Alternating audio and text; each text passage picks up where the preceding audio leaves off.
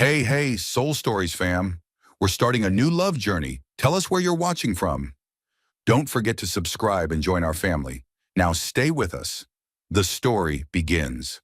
Morning in the small town of Helena Ridge always began with the faint smell of burnt coffee and cold winds sweeping across the snow-covered hills. Clara Rivera pulled her second-hand coat tight around her neck as she stepped out of the old trailer, its outer paint peeling off in patches like the scales of time. Beneath her feet, the frozen ground shimmered with the silvery gray tint of a Montana winter. 22 years old. 2 jobs. A mother was slowly dying from end-stage kidney failure, with a transplant wait list that was nearly hopeless. She reminded herself to smile as she stepped into the coffee shop at the town's main intersection. "Good morning, Clara," the regulars greeted her, and she smiled back, hiding the red in her eyes from lack of sleep.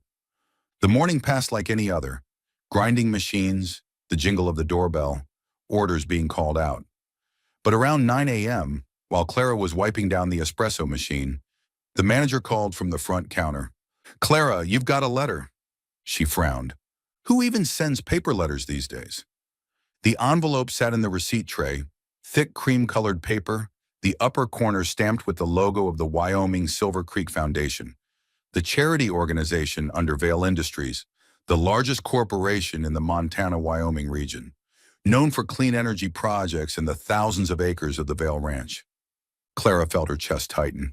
She remembered last month's event vividly, where she'd worked as a temporary server at Vail Ranch to earn an extra $150. She had agreed to urgently alter a VIP guest's dress, and she might have shortened it more than intended. God, were they going to sue her? Demand compensation? She didn't have any money.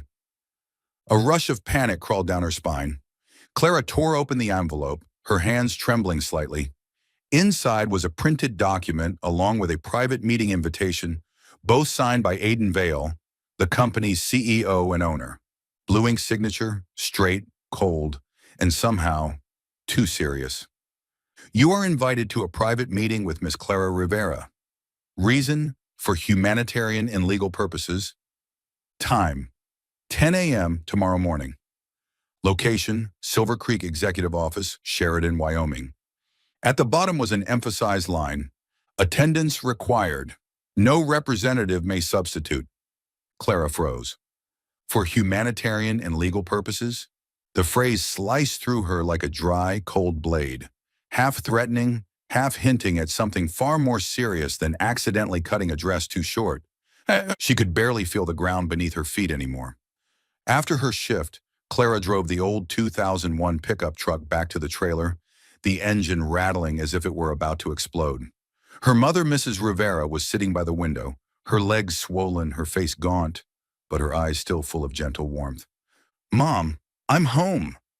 Clara forced the usual cheerfulness into her voice. "What's wrong, sweetheart?" her mother asked when she saw the thick envelope in Clara's hand. Clara avoided her gaze and stuffed the letter into her coat pocket. "It's nothing, Mom. Just advertisement mail." Her mother looked at her, eyes sharp and knowing, as if she could see the heavy stone Clara was hiding inside. But she didn't ask more. She was too exhausted to argue. Clara set up the portable dialysis machine, checked the fluids, the water levels, the blood pressure things a 24-year-old girl was never meant to memorize.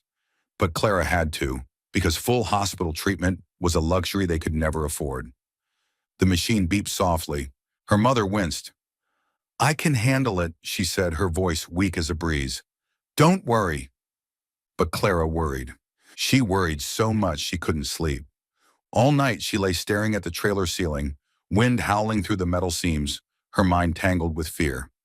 What if Vail Industries sued her? She had no money. What if she had to go to court? What if they demanded thousands? She couldn't afford any of it. And humanitarian and legal purposes? There was nothing humanitarian about receiving a signed letter from the CEO of the region's largest corporation. No, impossible. She was just a broke barista, a girl who altered clothes for $20 apiece, someone with nothing but a sick mother and nights fragmented by exhaustion.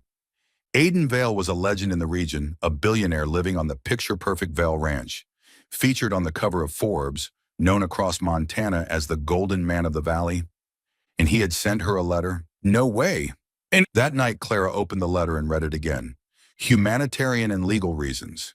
Humanitarian and legal. The more she read it, the more a cold shiver ran down her spine. There was something bigger, stranger, something that didn't belong to the ordinary world she lived in, something that was about to sweep into her life like a winter wind rolling down the mountains. She sat alone in the cramped kitchen, the yellow light casting shadows on her calloused hands. Cold seeped through every crack. Her heart pounded, each beat heavy and loud. She whispered, "What does he want from me?" She didn't know, but fate did. And that letter, a letter that felt like it had been sent to the wrong person, would not just change one day of her life. It would change her entire life, in a way no one could ever imagine. Morning in Montana carried a kind of light that belonged only to this place, soft as a ribbon of silk, yet cold enough to remind anyone that winter in this region never truly left.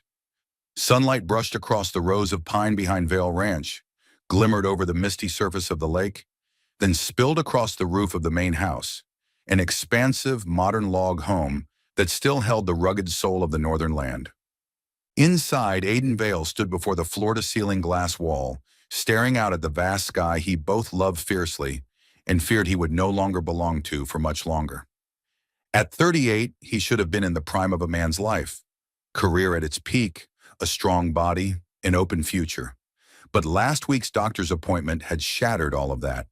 The medical file lying in front of him, simple, cold, and merciless, held 3 words he never imagined would be tied to his name: end-stage liver failure. He had known he wasn't well. In recent months, he'd tired faster, his breath grew shallow, and a faint yellow tint had begun forming near his temples. But hearing the doctor say it outright, in the low, honest voice of someone whose entire profession was saving lives: "You have about 9 to 15 months, and the chance of a liver transplant is almost zero." The reason was tucked into one small line that cut deeper than a knife: a B-dash, Bombay subtype. A blood type so rare it was like searching for aliens to ask for an organ. Aiden braced both hands on the table and bowed his head. His stance was strong, yet lonely, the kind of loneliness carried by those bearing a burden too heavy to let anyone witness them fall. His black hair was neatly trimmed, strands of silver at the temples sharpening the angles of his face. His cheeks had hollowed slightly from months of irregular meals, but his gray eyes, the ones the press once called the sharpest blade of Vail Industries, held a sorrow he could no longer hide. A soft knock sounded. "Are you all right?" Dr. Dawson asked, standing at the doorway, as if afraid to make the room heavier than it already was. Aiden swallowed the tightness in his throat. "I'm fine." He wasn't, and they both knew it, but Aiden Vail was not the kind of man who admitted to collapse easily. When the doctor left, silence settled again. Aiden stared at a framed photo on the table. 3 people, him and his parents, smiling brightly at the entrance of Vail Ranch when he was 8. He remembered his father's words clearly: "This land is blood and bone. Whoever holds the land holds the family's soul." And now, with death inching closer each day, Aiden understood that his greatest fear wasn't dying. It was that his father's legacy would fall into the wrong hands. The wrong hands belonged to Brian Vail, his cousin, handsome in a slick, polished way, sports cars, nightclubs, gambling debts. If inheritance law remained unchanged, upon Aiden's death, Brian would automatically inherit Vail Industries and Silver Creek Ranch. A total disaster. Aiden let out a dry, humorless snort. "No way," he muttered. "He's not ruining this place. Not while I'm alive. And not even when I'm dead." But to stop that from happening, he had exactly one option. He needed a legitimate child before he died. An heir to protect the ranch and the company from Brian. Aiden didn't want a fake marriage. He didn't want to turn anyone into a tool, but time wasn't on his side. He had 12 months left, if luck was kind. So he needed a woman who was kind, not ambitious, not a gold digger, not chasing fame or money. Someone who could love a child, someone he could trust. He closed his eyes and the image came to him, a memory carried like a whisper from fate. Clara Rivera, the event server at the ranch last month. A small, gentle girl in a black uniform, hair tied up neatly, cheeks flushed from running trays all night. But what Aiden noticed wasn't her appearance. It was how she picked up the fallen cupcake of a stranger's child, cleaned the little boy's hands, and smiled at him with a warmth brighter than sunlight. How she apologized even when it wasn't her fault. How she smiled at the elderly guests and quietly adjusted their shawls when they didn't notice. A natural kindness, unpolished, unperformed. After the event, he asked the HR team about her. Not to hire her, but because something inside him urged him to understand the life behind that girl. When the file arrived, Aiden needed a few minutes to steady himself. Her mother had end-stage kidney failure. They lived together in an old trailer. The wait list for a transplant was impossibly expensive. Insurance couldn't cover enough. Clara worked 2 jobs just to get through each day. That was when Aiden realized life had placed before him a woman whose heart was large, but who was cornered by circumstances just as he was. If he offered a deal, she would have a chance to save her mother. And his child, if fate allowed it to exist, would have a mother he could trust. The thought made Aiden press a hand to his forehead and sigh. Cruel, but the only thing he could do. He stood and buttoned his black suit jacket. Despite the weight loss from illness, the suit still fit sharply along his tall frame. He looked in the mirror. Dark slacks, white shirt, gray tie, a face paler than usual, yet eyes that still held the authority of a CEO who'd built an empire. But today, there was something else in those eyes. Fear. The fear of a man confronting his own limits for the first time. Aiden turned on his computer and opened the draft he'd written the night before. Clara Rivera, I would like to request a meeting with you for humanitarian and legal reasons. Sincerely, Aiden Vale. Just 3 short lines, but they would change the lives of 2 people in ways neither could ever foresee. He hit send, and somewhere across the Montana Valley, a girl was tying her hair while brewing coffee, unaware that the message was on its way to her like a lightning strike shaped by destiny. Aiden leaned his forehead against the glass, staring out at the endless land. Forgive me, Clara, he whispered as if speaking to his own conscience, but I have no other choice. And that was the moment he chose to do the cruelest thing of his life in exchange for one last chance to save the legacy, the unborn child, and everything he had ever believed in. But deep in his heart, he knew. Part of that decision wasn't just survival. It was because of the girl who had smiled at a child she didn't know, a smile he remembered more clearly than his own name. The emergency department of Montana General always carried a scent that hovered somewhere between cold antiseptic and fragile hope. Clara stood at the payment counter, her face drained of color, both hands gripping her bag so tightly that her knuckles turned white. The neon lights washed over her exhausted skin, over her brown eyes ringed with shadows from sleepless nights. Behind her, the automatic doors kept sliding open and shut, bringing in the shrill cries of ambulance sirens, each one squeezing her heart a little tighter. The cost for emergency dialysis is $30,000, the nurse repeated for the second time, her voice gentle but not gentle enough to soften the blow. Without payment up front, we can't take her into the dialysis room immediately. Clara just stood there. She couldn't cry. Her eyes were dry, her heart stalled for a few seconds. 30,000? She echoed like a shadow. She didn't even have 300. In the ER, her mother lay unconscious, her complexion gray, each breath dragging through her lungs like being pulled through a rusted metal grate. When they brought her in, the doctor was clear. A few hours' delay and her kidneys would shut down completely. Clara gripped the counter, her entire body shaking. She had done everything she could. Extra shifts, side jobs, midnight sewing, begging for insurance extensions, borrowing money. Yet the medical bills kept multiplying like a monster growing in the dark, devouring every cent she saved. Then her phone vibrated in her pocket. The caller ID lit up, Aiden Vale. She wanted to throw the phone against the wall, but her hands were trembling too badly, so she pressed it to her ear instead. Clara? His voice was lower than usual.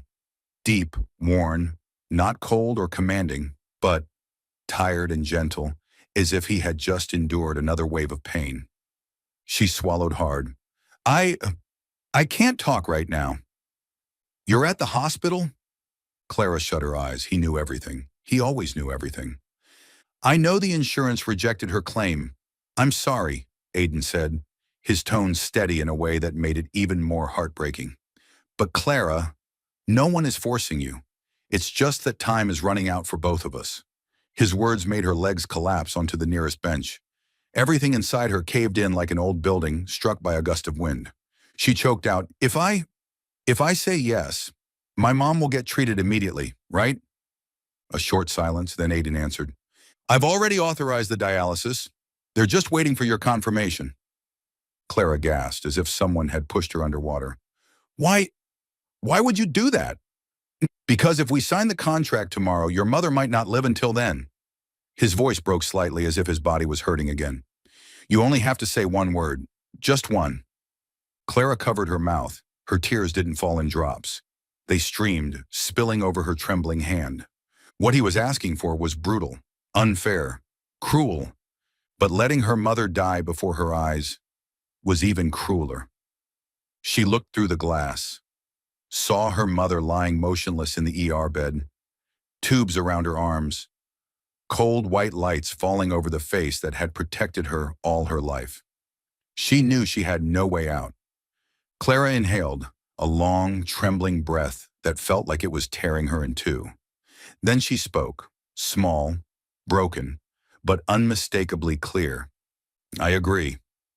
There was no celebration, no relief, no triumph. Only a quiet kind of collapse. Aiden responded immediately, without hesitation. The ambulance team has been activated. The surgical staff is ready. Your mother will be in the dialysis room within 3 minutes. Clara's throat closed. She sobbed, covering her eyes, her shoulders shaking violently. Clara. His voice softened completely.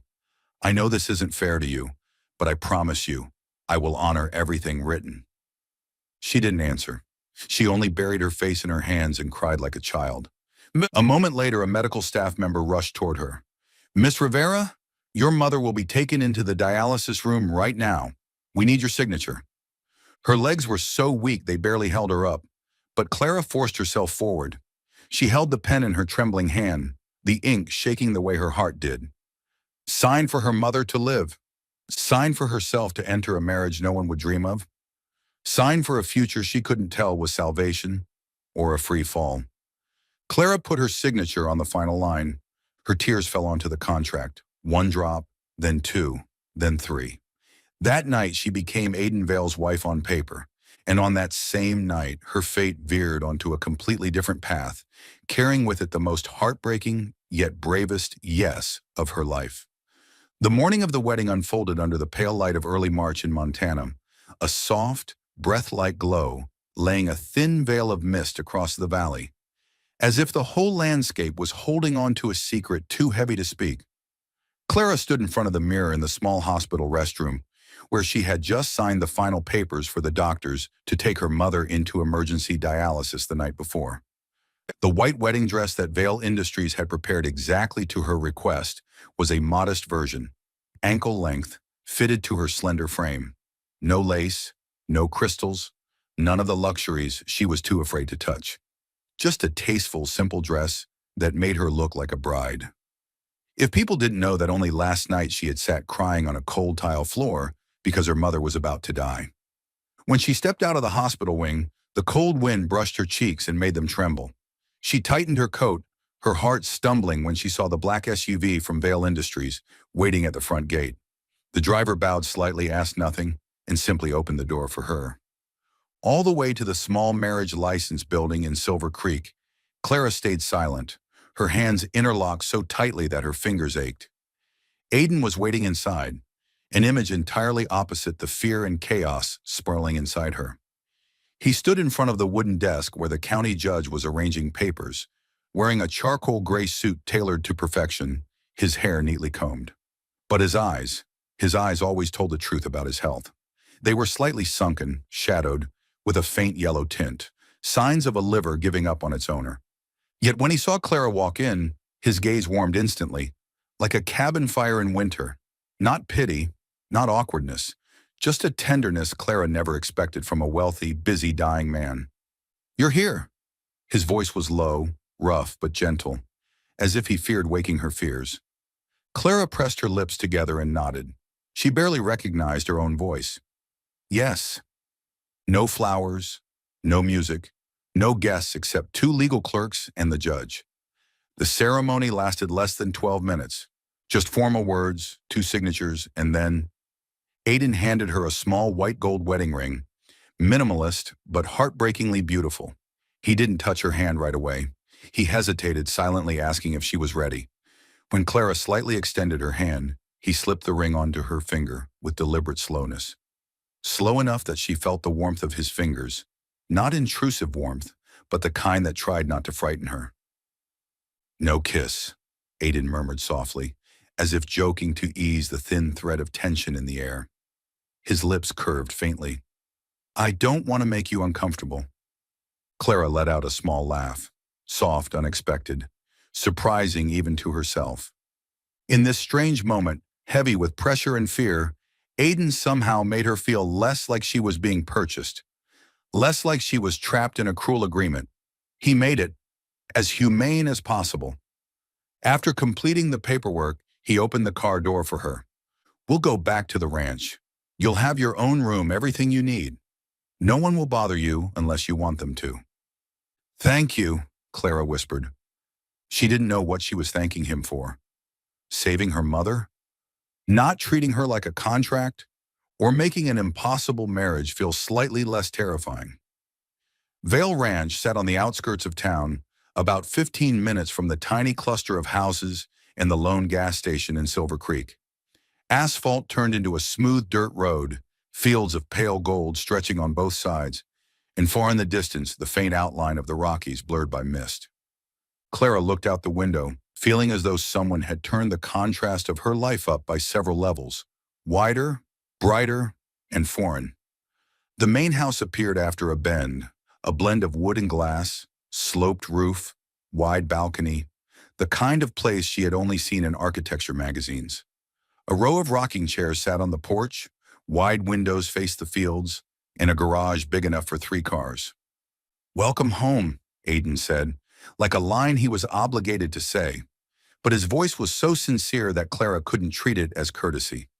Inside, the house smelled of wood, coffee, and a hint of clean soap. A middle-aged woman with her hair in a tidy bun stepped out from the kitchen, a dish towel still in her hand.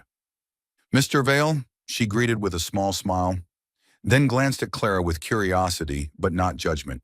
This must be my wife, Clara, Aiden said plainly, without hesitation. Clara, this is Mrs. Hughes. She's the housekeeper, and the person who actually runs this place. His tone made Mrs. Hughes laugh, and Clara's shoulders eased a little.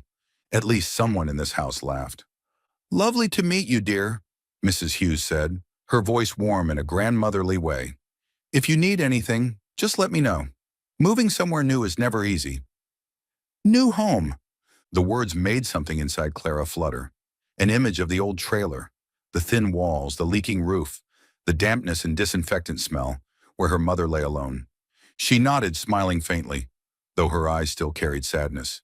Aiden led her upstairs. Long hallway, thick carpet, framed photos, summer ranch, winter ranch, running horses, herds of cattle grazing. He stopped at a dark wooden door. Your room. He said your so naturally, a small shift that made everything feel a little less foreign.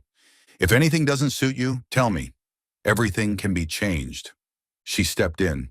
A room 3 times the size of her old trailer. A queen bed with a white duvet, a large window overlooking the fields, an oak desk, a closet already stocked with a few empty hangers, and a private bathroom tiled in white. You didn't have to do all this, she blurted out. I only needed a place to sleep. Clara, Aiden leaned against the doorframe, hands in his pockets. I know what we have isn't normal, but at the very least you won't live worse than you did in that trailer. It's the bare minimum I can do. He didn't say compensate, but she heard it in his tone.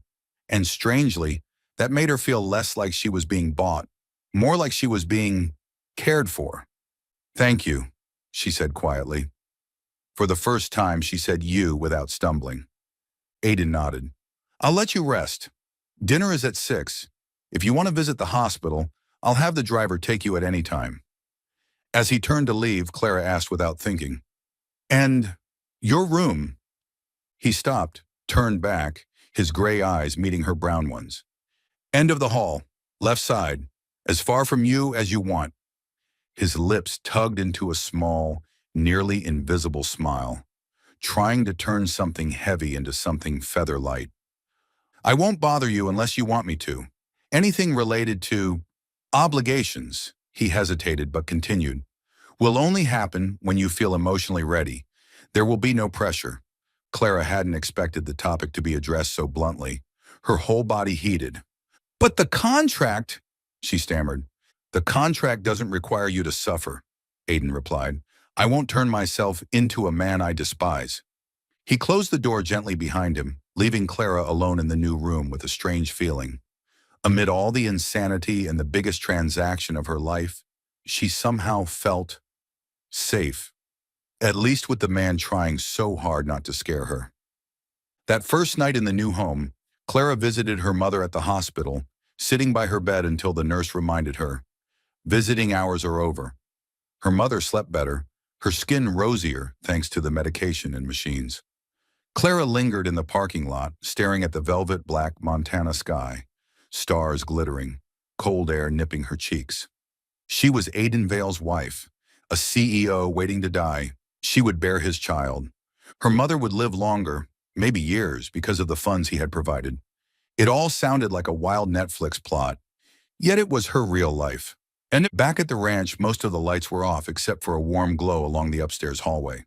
Clara showered, changed into a loose t-shirt and leggings, and got into bed. She thought she wouldn't sleep, but exhaustion tugged at her eyelids. She had just closed her eyes when a soft knock came. Clara's heart jerked. Part of her knew this was within the agreement. Another part wanted to hide under the blanket like a child. "Clara?" Aiden's voice came through the door, deep but gentle. "May I come in? If you're still awake." She swallowed. "Come in," she whispered so quietly she barely heard herself. The door opened. Aiden stood there, no suit, wearing a dark t-shirt and sweatpants, looking younger, but also more fragile. No CEO armor, just a man who looked a bit pale, with tired eyes. He didn't approach the bed. He stopped at the edge of the rug, as if drawing an invisible boundary. He cleared his throat. "I think we should talk before anything happens." Clara sat up, pulling the blanket to her chest like a tiny shield. "Okay." Aiden took a slow breath. "I know none of this is romantic for you. It isn't for me either. It's not like what a wedding night is supposed to be." He let out a small self-mocking laugh.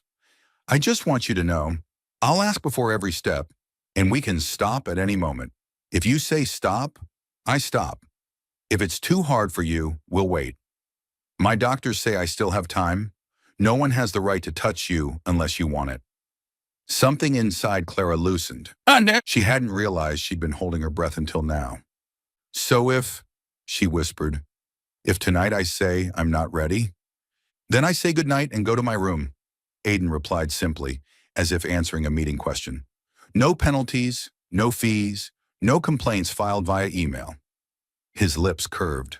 Clara let out a small laugh, unexpected but real. "Do you always talk like you're in a board meeting?" she asked. "I'm trying to be less frightening," Aiden shrugged. "I don't want to be the man you have to endure. I want, if possible, for you not to hate me." The words were soft but landed deep. Clara looked at him under the warm yellow light, the sharp jawline, the straight nose, the faintly yellow skin, the tired eyes. Nothing about him resembled a cruel man buying someone's body. He looked like a man trying to organize the pieces of his life before it ended, while hoping the people affected would hurt as little as possible. "I don't hate you," she said honestly. "It's just, everything is too fast." "I know." He took one step closer, still keeping distance. "If tonight all you want is for me to sit here for a few minutes and talk, then leave. That's fine." Clara stayed silent. Her mother was alive in the hospital. She was in a warm, comfortable room. Her legal husband was standing there, patiently waiting for her word. "Are you," she asked softly, "in a lot of pain?" Aiden blinked, surprised. "Tonight, less." The meds are still working. He touched the right side of his abdomen, an unconscious gesture. But sometimes it hurts so much I can't breathe. And when that happens, you're alone? She whispered. Most of the time, yeah. He shrugged lightly, pretending it didn't matter. It makes me nicer to people, he joked. Clara looked down at her hands, then up again. Can you sit here for a bit? She asked, pointing at the chair near the window. Just sit. I'm not promising anything else. Aiden nodded instantly, as if she had offered him something more valuable than he hoped. I'm very good at sitting still, he said, moving to the chair, leaning back slightly, eyes drifting out the window toward the dark fields. If you're tired, sleep. I'll leave once you do. Clara dimmed the lights, leaving only the bedside lamp. She lay down, turned her back to him, but she could feel his presence clearly, non-intrusive, gentle, like a small source of warmth. She thought she would toss and turn, but the sound of his steady breathing, the faint rustle of his shirt, the whisper of wind through the window, somehow they soothed her, pulling her toward sleep. After a while, in the blur between waking and dreaming, she heard the chair creak softly, Aiden bending forward. A quiet, bitten-back groan slipped out. Clara opened her eyes. She saw his silhouette bent over, hand gripping his right side, shoulders tight. Are you okay? She rushed out of bed, forgetting everything. Sorry, he panted. Just a spasm. I'm fine. Go back to sleep. Clara moved to him instinctively, blanket draped around her shoulders. Let me get you water or call someone.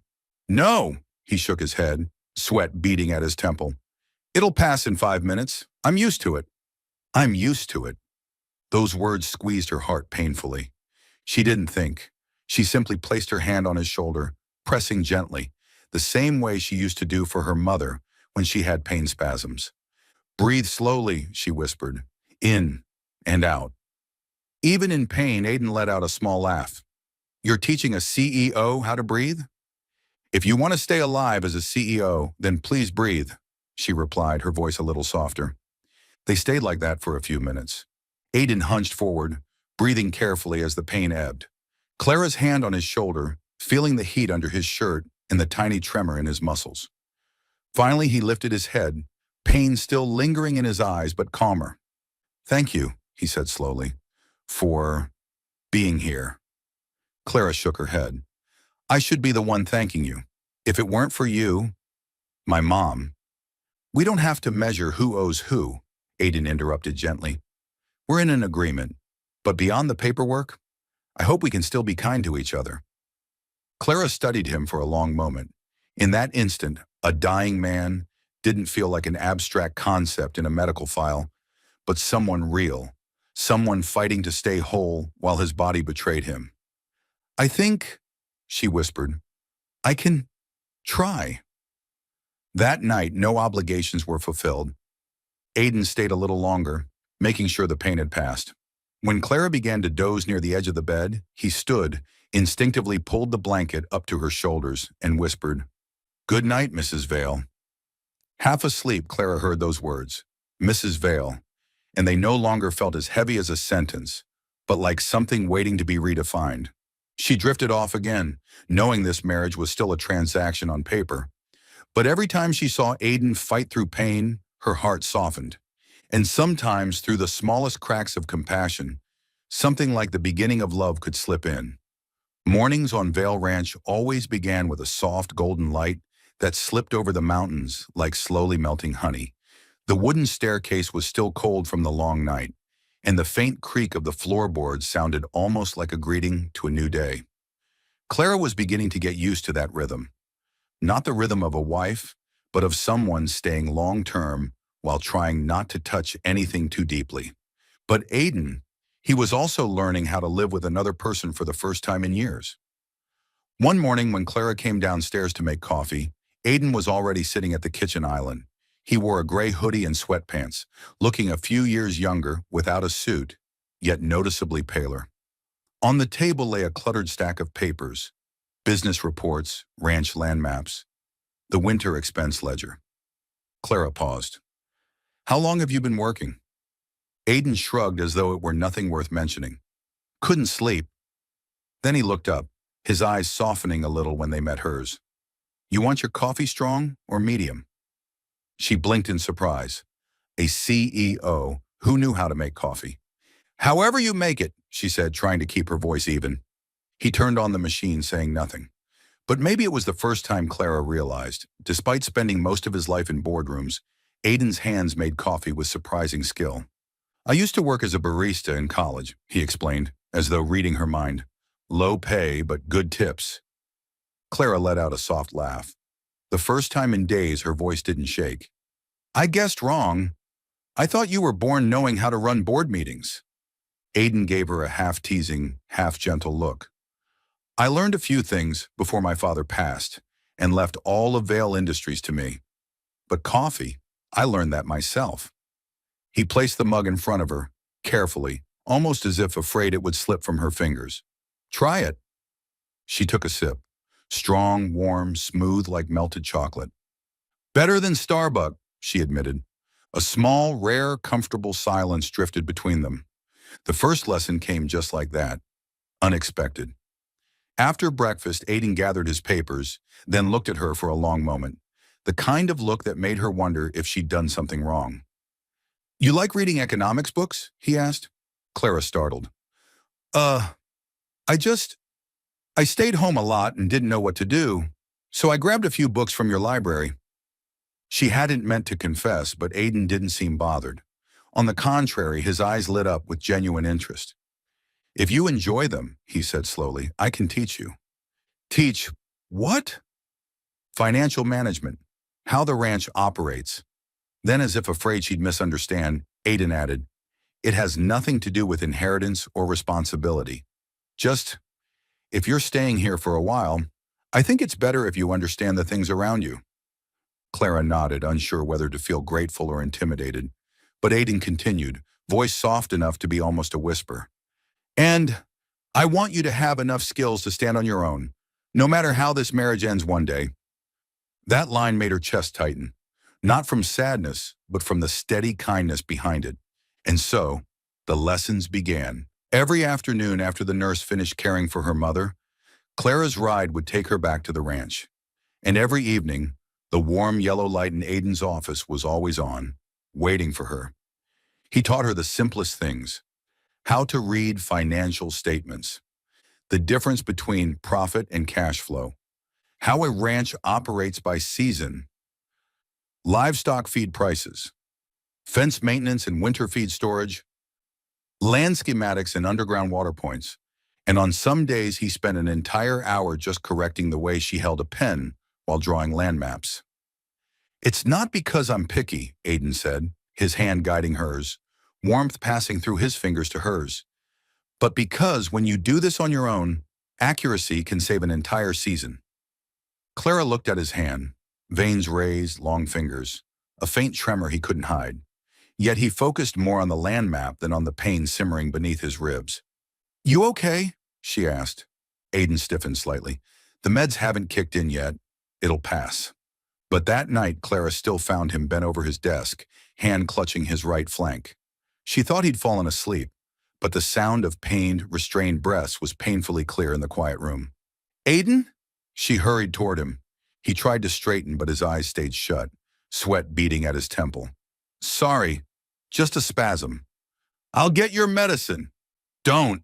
He shook his head, too sharply, which made the pain flare again. I don't want to bother you. That line, don't want to bother you, made something twist inside Clara. People who were dying didn't say, I don't want to bother you. Only people who had been alone with their pain for too long said that. Clara sat down beside him and wrapped her arms around him. You don't have to be strong in front of me. You don't have to do that.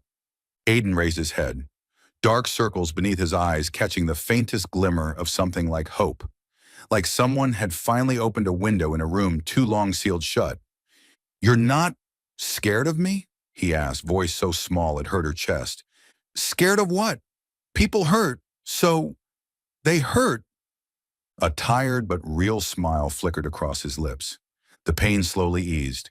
His breathing steadied as he leaned back against the chair. You help me more than you realize, Aiden said, voice low and warm. More than I let myself admit. Clara didn't know what to say. She only knew the air around them had changed. Not awkward like two strangers anymore. More like the first warmth after a long winter. And then the cold agreement began to shift, slowly but unmistakably. Aiden started leaving books on the table that he thought she might like. Clara began leaving snacks she thought he could eat when medication made him sick. They talked about movies, childhood memories, and how each of them survived things that felt impossible at the time. One evening after Clara closed her notebook, Aiden suddenly said, "Clara, yes, if one day I'm no longer here, but you can still keep learning. You're smart. I just want you to know." He paused, searching for the right words. "I feel more at peace knowing you'll live well." Clara looked at him. The warm desk lamp cast soft light across his face, where pain and kindness lived side by side. And in that moment, her heart softened. Not out of pity, but because there was something profoundly honest in the way he fought his life, and in the way he still wanted her to be safe, even in a future where he didn't exist anymore. That was the night Clara realized the agreement wasn't cold anymore. It was warming, bit by bit, little by little. Morning in Montana began with a light the color of sweet cream, seeping into everything slowly, gently. Clara woke in the wide room to a sudden wave of nausea that forced her to sit up immediately. The smell of coffee drifting up from downstairs, usually comforting, made her stomach twist. She tried to brush it off, thinking it was because she'd stayed up late after her finance lesson with Aiden. But when she stood, a soft dizziness washed over her, making her grip the edge of the bed for balance. "Just stress," she told herself, splashing cold water on her face. But then she looked in the mirror and saw something women tend to recognize quickly. Her skin looked brighter. Her eyes had a glow. Her chest felt more sensitive. And her period? Clara frowned. She unlocked her phone and opened her cycle tracking app. 8 days late, her breath caught. Her heartbeat sped up in a strange mix of fear, hope, and a rush of emotions she couldn't sort fast enough to identify which came first. Clara didn't tell anyone. Not her mother. Not Vale's doctor. Not Aiden. She drove to Silver Creek, stopped at Walgreens, bought 3 pregnancy tests, then went back to grab 2 more, as if quantity might make the result less terrifying. Back at the ranch, she rushed straight into the bathroom and locked herself inside. The first 2 minutes were hell. By the third, her entire life flipped over again. 2 lines, a clear, bold, undeniable. Clara sank onto the cold floor, clutching the test in her hand, tears falling before she even knew what kind they were. Fear, joy, pain, hope, maybe all of them. It took everything she had to step out of the room and find Aiden in his office, where afternoon light streamed through the large windows, making him look both strong and fragile at once. He was looking at medical charts on his monitor, though his eyes were too tired to truly focus. But the moment he saw Clara step in, his expression softened instantly, as if all exhaustion had been set aside in a single second. "Clara, are you okay?" She stood there, hands trembling, silent for a few beats before extending the test toward him. Aiden looked at it, then at her, then back at it. For the first time, Clara saw a grown man, solid, capable, unshakable Aiden, break. Tears slipped down immediately without the slightest attempt to suppress them. He stood up, moved toward her, and instead of hugging her right away, he placed a hand on her stomach, so lightly as if he was afraid of hurting something still forming in the quiet. His voice trembled, almost a whisper. "Clara, you've given me hope. You don't know how much this means to me." She had never seen a man cry so beautifully, not because he was weak, but because every layer of defense had dropped, leaving only the truth of his heart. Instinctively, Clara lifted her arms as if to hug him, but Aiden stepped back gently, not avoiding her, but restraining himself. Did I do something wrong?" she asked softly. Aiden shook his head quickly. "No, not at all. It's just," he swallowed, trying to steady his voice. "From today on, I won't step into your room anymore." Clara froze. "Why?" Aiden drew a deep breath, eyes red but honest, so honest it made her chest ache. "Because you're carrying my child.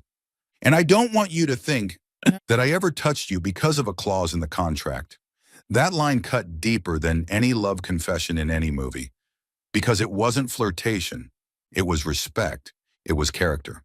It was kindness so sincere it brought tears to her eyes. But Clara began, but Aiden lifted one finger to her lips, stopping her gently, his eyes warm like fire in a winter night.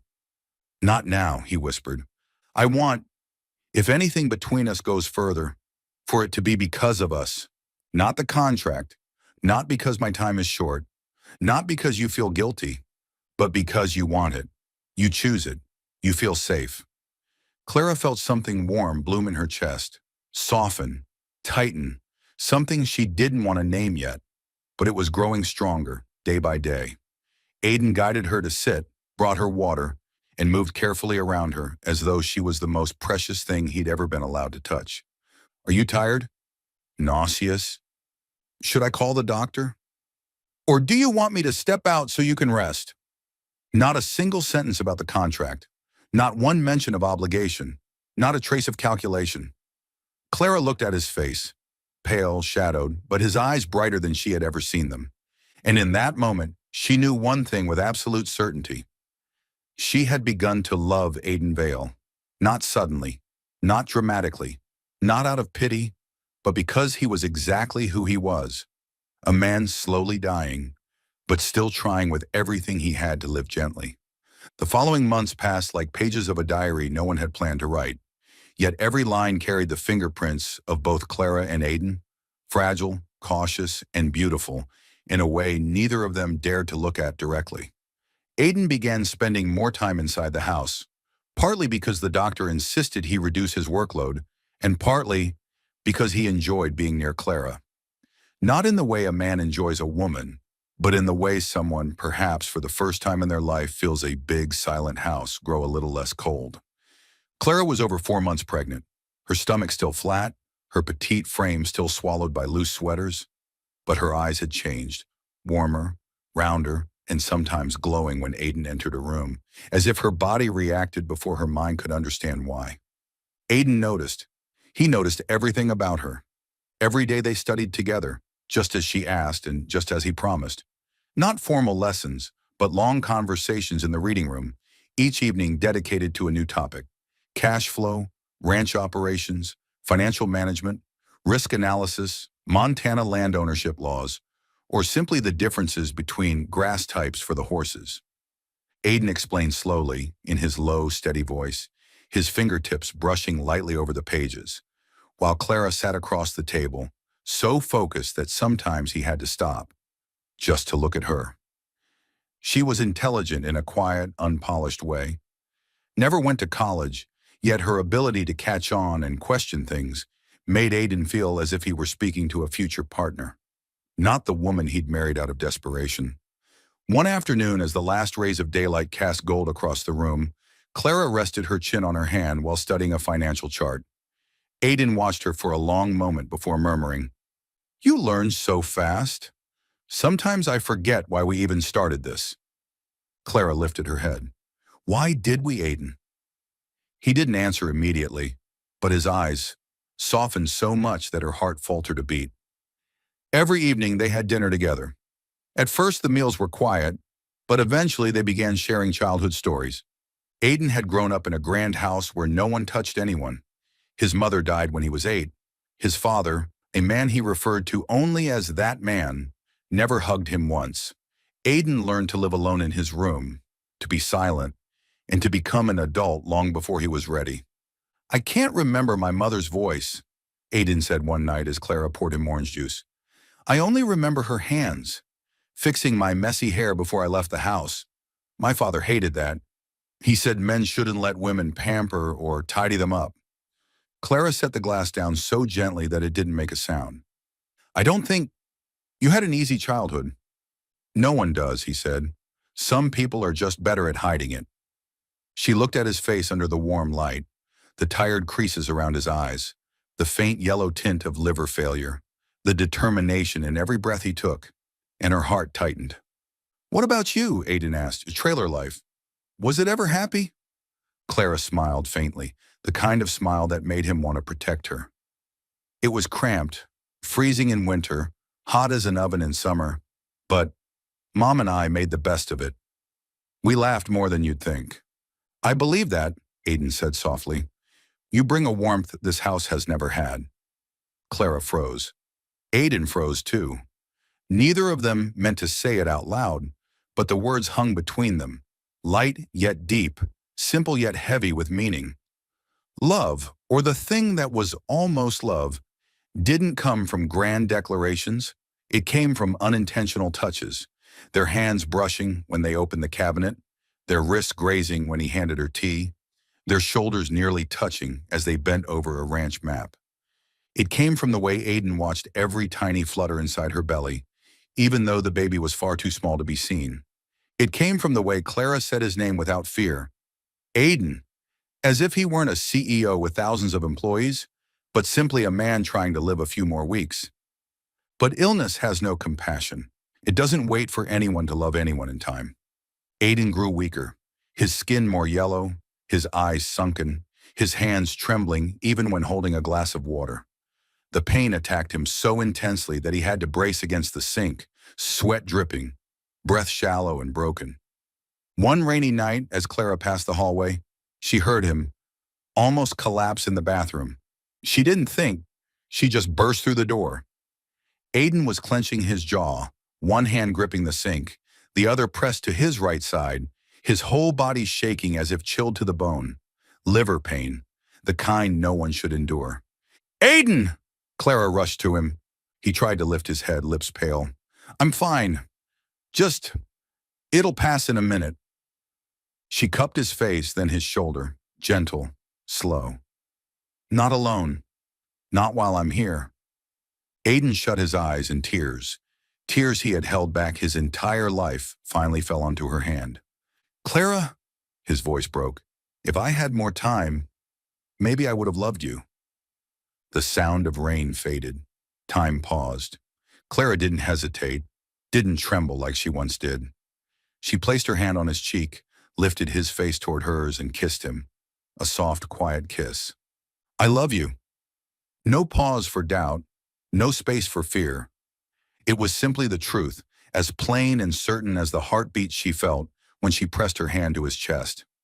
Aiden cried for the second time in his life, not out of despair, but because pain and happiness collided so forcefully, he didn't know what to call it.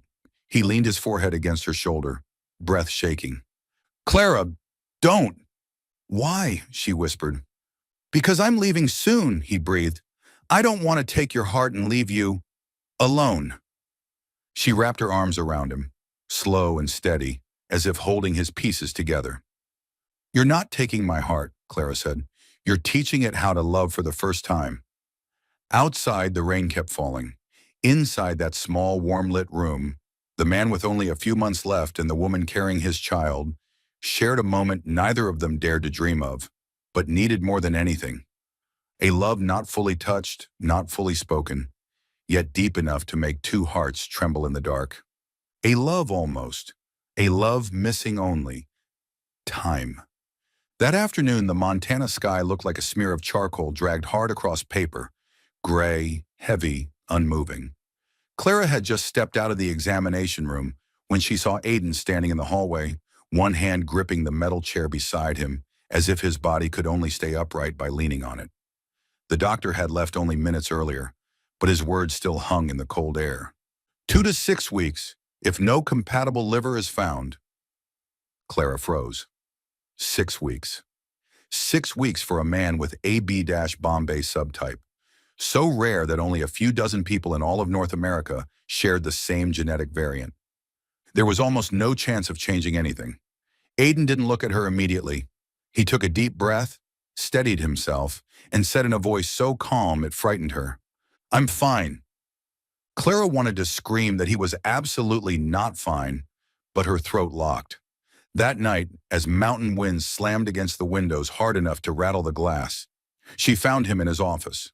The warm desk lamp cast a long shadow of his body across the wooden floor, and around him were neatly lined white envelopes. Aiden was writing by hand, something he almost never did. "What are you doing?" she asked, her voice thin, like footsteps on fragile ice. Aiden didn't look up right away. He folded a letter, slid it into an envelope, and wrote the number 1 in his trembling handwriting, as if each stroke of the pen stole another year of his life. "Letters for Gabriel," he said softly. "One for each of his birthdays, at least until he turns 18. Clara felt something inside her collapse, like someone had crushed her heart in an icy fist. The envelopes on the table, 1, 2, 3, 4, all the way to 18, stood like milestones he knew he would never see. She stepped closer and gently touched his shoulder. "Don't do this," she whispered. "I have to," Aiden replied, lifting his eyes. They were so tired it looked like there was nowhere left for him to hide. "I don't want our son to grow up not knowing that I waited for him, that I loved him, that I hoped every single day to meet him." Clara sank to her knees in front of his chair, holding both of his hands already cold from medication and exhaustion. "You will meet him," she said so fiercely she startled herself. "I won't let you go before." "Clara," he cut her off gently. "Don't promise what you can't control." Her lips trembled as she fought to speak, but tears spilled before any words could. Aiden lifted a hand and brushed one tear from her cheek with a tenderness so impossibly soft it felt unreal. "You know," he murmured, "I'm not that afraid of dying." Clara's head snapped up. "Aiden." "What scares me," he continued, "is that he'll grow up not remembering me, not hearing my voice, not knowing my laugh, not knowing how much his father loved him, even without ever seeing his face." Clara gripped his hands tighter, as if she could anchor him to the world by sheer desperation. "I'll tell him," she said, her voice breaking. "Every day, every little thing. You won't be forgotten, Aiden. Not ever." Something in the room paused, just for a heartbeat. Aiden closed his eyes softly, like someone finally releasing a fear that had been haunting him for far too long. When he opened them again, the look he gave her told Clara everything. He loved her, not almost, not if he had more time, but now, fully, unhidden. He leaned down slowly, as if asking permission with every breath. "Clara," he said her name like a prayer. She cupped his cheek, the faint yellow tint of his skin soft under her fingertips. "I'm here," she whispered. "I'm always here." The space between them dissolved. The first kiss was a crack-opening light, trembling, tear-stained, like they were trying to press a seal onto each other's lives before the first winter wind could steal it away. The second kiss was deeper, more desperate, an admission they had both held back for far too long. Aiden pressed his forehead to hers, breath unsteady. "I love you," he said with no hesitation, no fear. "I love you. More than I should." Clara choked on a sob and wrapped her arms around him as if time itself was trying to pull him from her grasp. "I love you too," she whispered, "even if it scares me." Outside the window, Montana winds rolled across the empty fields, howling as if trying to erase every sound.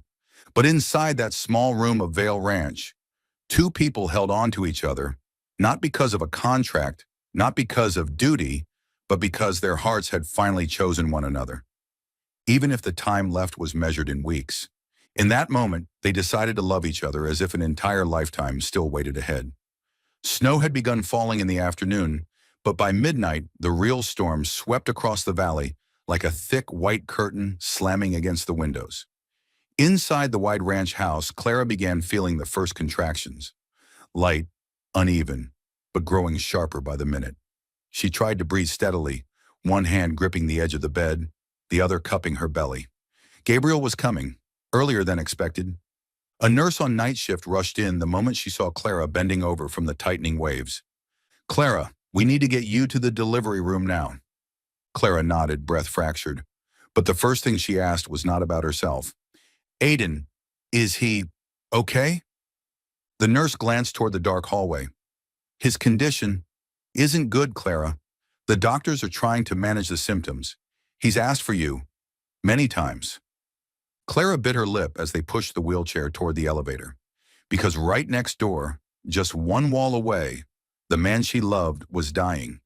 Aiden Vale, the strongest, most stubborn, most gentle man she had ever known, was lying there, breathing through an oxygen mask, his liver nearly shutting down. The delivery room door closed behind her. The smell of disinfectant, the white lights, the monitor beeping, everything blended into something terrifying and sacred all at once. A sudden contraction tore through her, and Clara cried out, "Aiden, I'm scared." She could hear her own heartbeat pounding so fiercely it felt like the entire room was trembling with it. "She's ready," the doctor said. One scream ripped itself from her lungs, then another. Clara clutched the mattress, sweat dripping, vision blurring, and then a cry. A tiny, sharp, impossibly strong cry, louder and purer than anything she had ever imagined a newborn voice could carry. "It's a boy," the doctor announced. "A healthy baby boy." Clara burst into tears instantly. Tears of pain, joy, and a miracle she never thought someone like her would ever get to touch. They placed the baby on her chest, small, warm, soft, smelling of milk and new skin. Gabriel Vale, her son, Aiden's son. "My baby," Clara whispered, pressing a trembling kiss to his forehead. "You're your father's miracle." She asked to see Aiden immediately. Aiden's room glowed dimly under the wall lamp. He lay turned slightly to the side, his body thin and wasted, his skin a deeper shade of yellow than days before. Every breath was heavy, as though he had to drag the entire sky into his lungs just to survive one more second. "Aiden," Clara whispered. His eyes opened, slowly, painfully. But when he saw Gabriel in her arms, that dim light inside him sharpened, as if someone who'd walked through an endless night suddenly saw a final glimpse of sunrise. "You," he reached out, hand trembling. "Clara? The baby?"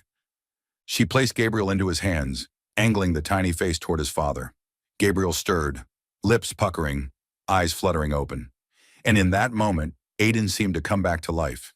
He touched his son's cheek, so gently he looked afraid he might hurt him. "He's beautiful. Looks like you." His voice cracked. "I love you. Clara, I love both of you." Clara cried, leaning down to kiss his hair. "I love you. Please, don't leave me." She could feel his breathing grow weaker. The monitor's rhythm slowed. A harsh cough, a choked groan. Aiden whispered, "I can go peacefully now." "No, Aiden, look at me." She held his face. "You have to live. You have to live to watch your son grow up."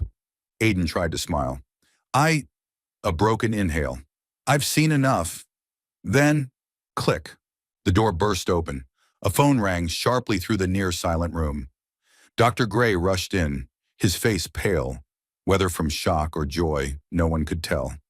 "Clara, Aiden, we just received a call from the Denver Transplant Center. There's a donor liver and kidney, matching Aiden's blood type." Clara froze. A nurse nearly screamed. "A Bombay subtype? That practically doesn't exist." "We have to start surgery now," Dr. Gray said, breathless. "If we don't, the opportunity will be lost." Clara turned back to Aiden, his face swimming through her tears. "Aiden," she said, gripping his hand, shaking. "Do you hear me? There's hope. You can live. You can watch Gabriel go to school. You can watch him grow up." His eyes widened, blinking rapidly, as if he didn't dare believe it. "I have a chance?" "You have to live," Clara cried out. "You have to live so he knows who his father is." At once, the medical team surged into the room like a wave. They lifted Aiden onto a gurney, checked his vitals, and hooked him to new lines. Clara clutched Gabriel to her chest as the operating room doors swung open. And right before they wheeled Aiden down that bright, cold hallway, he turned his head, unable to speak, but his eyes overflowing with something words could never capture. He wanted to live. For them. "I'll come back to you," Clara sobbed. "I promise." The doors closed behind him, leaving her standing there, holding her newborn son, on a night when snow blanketed the entire ranch, and when life and hope returned like a miracle neither fate nor logic could have predicted. After the helicopter flew Aiden to the transplant center in Billings, the Montana sky looked torn in half. One side filled with fear large enough to swallow Clara whole, the other a fragile hope she didn't dare breathe too strongly upon. For 12 hours of surgery, Clara sat in the hospital hallway with Gabriel wrapped in a fleece blanket, counting each tick of the wall clock. The man she loved was lying between life and death, and all she could do was pray with a heart already cracked open. When the doctor finally walked out, surgical cap still damp with sweat, Clara jumped to her feet, her knees nearly giving out. "The transplant was successful," he said, voice hoarse but warm. "He has a long recovery ahead, but Aiden Vale is alive."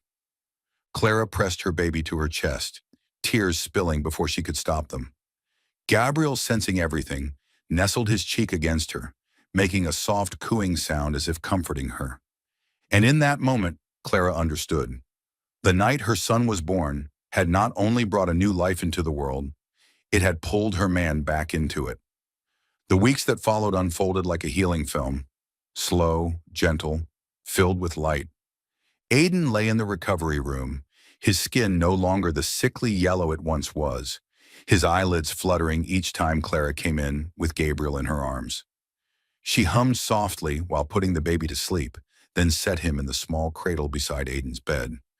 So every doctor and nurse would see that this patient had a reason far too big not to fight his way back. One misty morning, Aiden opened his eyes and found Gabriel gripping his finger, tiny, delicate, small enough to disappear inside Aiden's palm. And Aiden cried, not from pain, but from survival. "I'm still here because of you two," he whispered, voice rough, hand trembling as he brushed Clara's hair when she leaned down. "Thank you for not letting go of me." Clara smiled softly, eyes stinging. "I told you. I want you to see him grow up." And Aiden believed that more than he believed in his own breath. Brian, with his shiny suit and greedy eyes, showed up exactly 3 times at the hospital, and all 3 times was escorted out by the Vale Industries legal team. He had an entire lawsuit prepared to seize the company. But when he faced Aiden, steadily recovering, gaze sharper than ever, he knew every one of his schemes had turned to dust. Aiden Vale had survived, and no one would take back what belonged to him. 6 months later, Montana bloomed into golden summer. The rolling fields around Vale Ranch looked like waves of honey. The sky was impossibly clear, every cloud painted like a watercolor stroke. Aiden returned to the ranch on a late afternoon, the sun slanting just right, outlining his silhouette in gold. Clara stood on the porch, Gabriel perched on her hip, the baby's hair soft as silk. Aiden stepped out of the car, eyes locked on them the entire time. He was home, not the man counting down his final days, but a father, a husband, a man given a second chance. Clara hurried down the steps when she saw him sway slightly, fatigue still lingering from recovery, and she moved to steady him. "Careful," she whispered. He looked at her, eyes filled with more meaning than words could ever hold. "I'm standing in front of the 2 most beautiful things in my life," Aiden murmured, touching Gabriel's head. "I'm not missing a single moment now." Clara laughed, and Gabriel laughed with her, a tiny perfect sound like a brand new melody meant only for their family. That sunset with the sky glowing orange and the wind brushing across the fields. Aiden asked Clara to step outside onto the porch.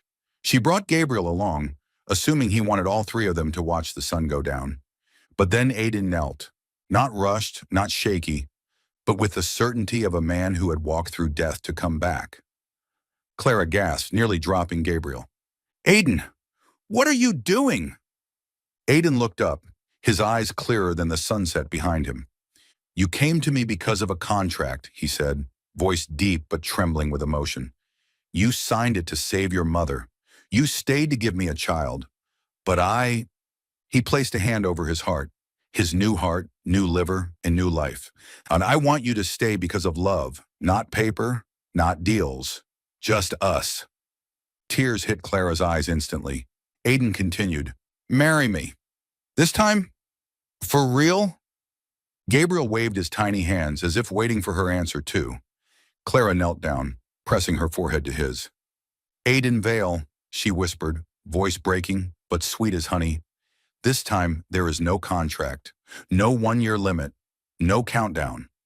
She placed Gabriel between them, their living proof of the miracle they had fought so hard for. "I'm staying," she said, smiling through tears, "because I love you, and because this is my home." Aiden gathered them both into his arms, trembling like a man holding the entire universe to his chest.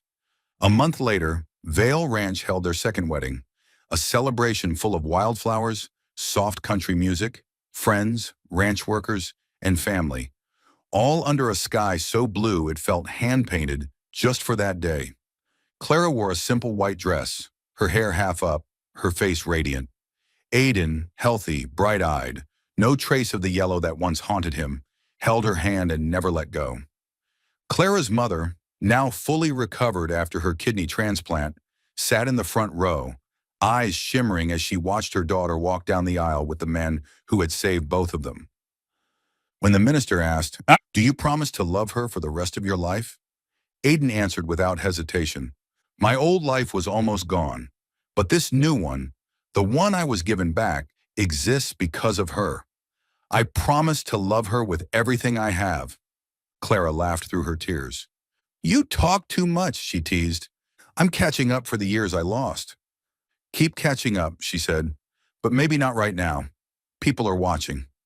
Laughter rippled across the ranch, blending with the wind, the sounds of horses in the nearby stables, and Gabriel babbling happily in the arms of the babysitter. When Clara and Aiden kissed a kiss shaped by death, miracles, pain, and hope, everyone knew. Neither of them believed in fairy tales. But that day, Vale Ranch became a real one, and it was only the first year of the miracle. The Montana afternoon was as soft as a cashmere blanket stretched across the fields, the breeze drifting through the pines and turning the sunset into shimmering strokes of gold.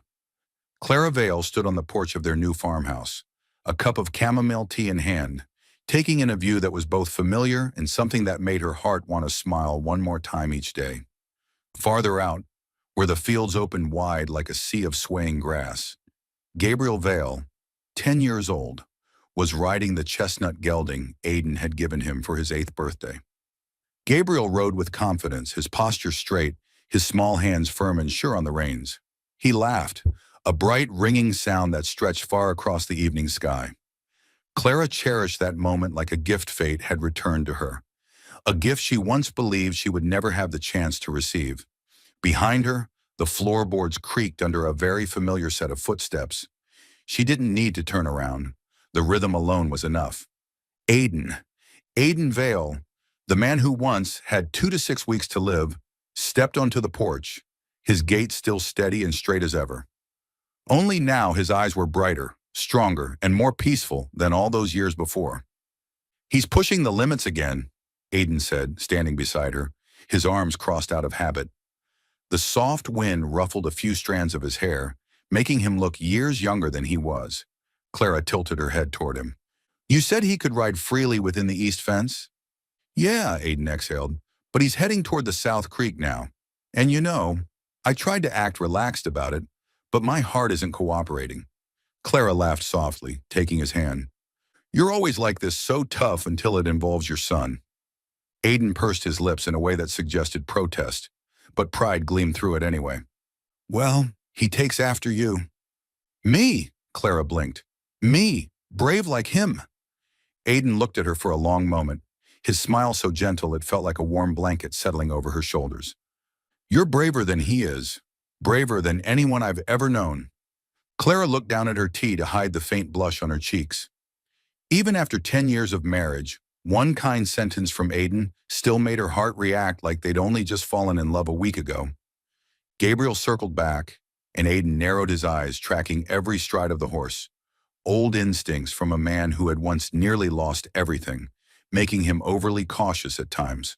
But when he saw the boy steer the horse like a seasoned rider, his shoulders finally eased. "I'm proud of him," Clara said quietly. Aiden smiled. "I'm proud of us." A moment later, Gabriel jumped off the horse and ran up to the porch, his cheeks flushed from the cold, hair wind-mussed, eyes bright as stars. "Mom! Dad! I did the double jump. Not the big one, just the wood log, but I did it twice." Clara laughed, wrapping him in her arms and kissing the top of his head. "I know. I saw everything." Aiden ruffled Gabriel's hair, something the boy pretended to dislike, but leaned into anyway. "My little hero," Aiden murmured. Gabriel looked between the two of them, those warm brown eyes so much like Aiden's, that Clara sometimes felt she was looking at the man she had loved since his darkest moment. "Dad," Gabriel said, hesitating the way children do when they're trying to understand grown-up things. "When I was born, you almost died because of me, right?" The question fell onto the porch as softly as snow dust, but it made Aiden and Clara exchange a glance. The time had come to tell him the truth they had always intended to share when he was ready, not to scare him, but to help him understand. Clara sat down on the long bench and pulled Gabriel into her lap. Aiden sat beside them, placing a hand on both their backs. "Not because of you," Clara said, her voice warm and soft like flannel. "Your father came back to life because of you." Gabriel frowned, waiting for an explanation. Aiden took a slow breath, the sunset casting a calm glow across half his face, making him look like a gentler version of his past self. "Back then," Aiden said, "I was very sick. Sick enough that the doctors didn't think I could wait for a donor liver anymore. My blood type is extremely rare. You already know that." Gabriel nodded. "But right when you were born," Clara continued, hugging him closer, "the doctor called with news that a donor had been found.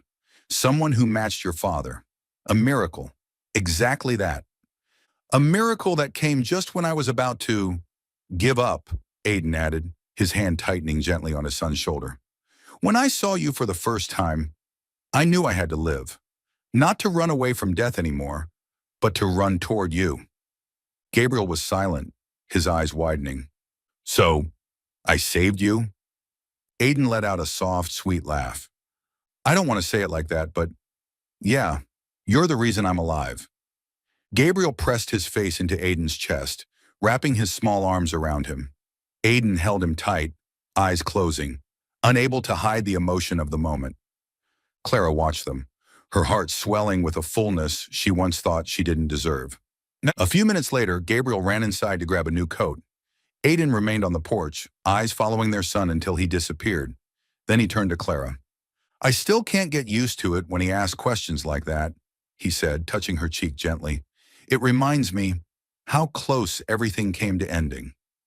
Clara placed her hand over his and gave a gentle squeeze. "But it didn't end. You're here. He's here. The ranch is here. We're here." Aiden lowered his head, pressing a small kiss to her forehead, a kiss carrying the weight of a lifetime vow. "I never thought I'd have a family," Aiden whispered. "Back then, I signed that contract with you just to save the company, the ranch, everything I thought mattered. But it turns out the things that meant the most didn't arrive until you walked into my life." Clara looked up at him, eyes shimmering. "I never thought I'd have happiness after everything I went through. But you came, right on time, even in the craziest circumstances." Aiden smiled. "You know what the strangest part is?" "What?" "I don't think we were brought together by a contract. I think we were brought together by destiny." Clara laughed softly, shaking her head.